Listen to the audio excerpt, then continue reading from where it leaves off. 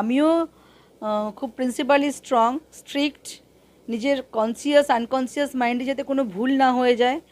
Self respected person আমরা, না? তো আমিও ওনার রেসপেক্টটাকে প্রায়োরিটিতে রেখে আমিও কোনো অনাবদার করিনি।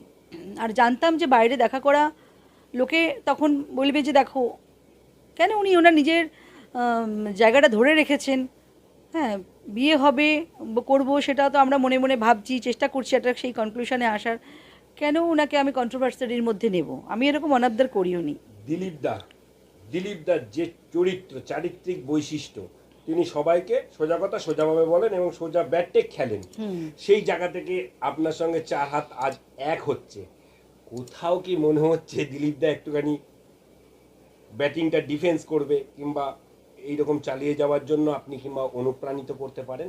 হ্যাঁ, একদম। উনি জানেন আমি ওনাকে অনুপ্রাণিত করতে পারি, তবেই না উনি উনি কি আমাকে এমনি এমনি ফাইনালি কনক্লুশনে এসছেন। ওনার মনে হয়েছে সামহাও যে না, খোঁজখবর নিয়েছেন। হ্যাঁ, উনি আমাকে একবারে সিদ্ধান্ত জানাননি, বুঝেছেন। আর আমিও ওনার সেই সম্মানটা রাখবো, ওনাকে আমি কখনোই কমজোর হতে দেব না। বলছি, দিলীপদার বাড়ি আপনি গিয়েছিলেন?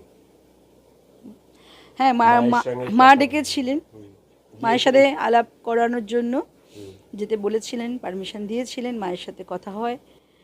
সেই সময় দিলীপদা অনুপস্থিত ছিলেন? হ্যাঁ, হ্যাঁ, উনি বাইরে ছিলেন। উনি বাইরে ছিলেন? হ্যাঁ, উনি বলেছিলেন একটু মাকে গিয়ে, কারণ তো ওনার কুকুর ছুটি নিয়ে চলে গেছিলেন। যদি বলেন। ওনার মানে মায়ের দাঁত ওঠানো, খাওয়া দাওয়া, তো তারপরে সিকিউরিটিসদের সাথে ওনার কথোপকথনের একটা ল্যাঙ্গুয়েজ প্রবলেম, তারা হিন্দিভাষী। তো একটু গিয়ে খোঁজখবর নিতে বলেছিলেন উনি। একাধিকবার উনি বাইরে বাইরে থাকতেন, আমি একাধিকবার মায়ের সঙ্গে দেখা করেছি, চেষ্টা করেছি ওনার পছন্দ অপছন্দ কী খাবার দাবার বানিয়েছি।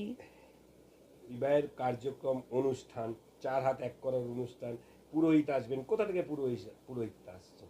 উত্তালিকা মুকুন্দপুরে। তার নাম বাপ্পা ব্যানার্জি। বাপ্পা ব্যানার্জি। তিনি কটার সময় আসবেন আপনাদের? মানে ওনার তো টাইম আছে 11টা। আমি ওনাকেও ফোন করব, প্লিজ। আমি না ভীষণ অকুপাইড হয়ে যাচ্ছি, কালকে থেকে আমার পার্সোনাল কাজ হচ্ছে না। কি বলবো, আমাকে এখনো রান্নাবান্নার আমার।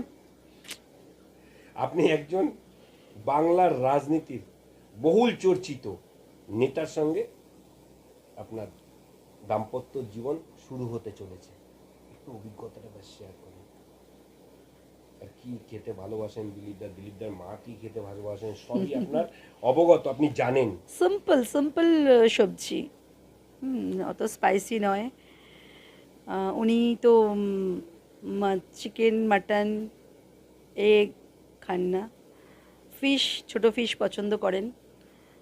মা মাছও আজকে পছন্দ করেন না, ও একটু আধটু খেলেন কখনো, বাট পছন্দ করেন না সবজি।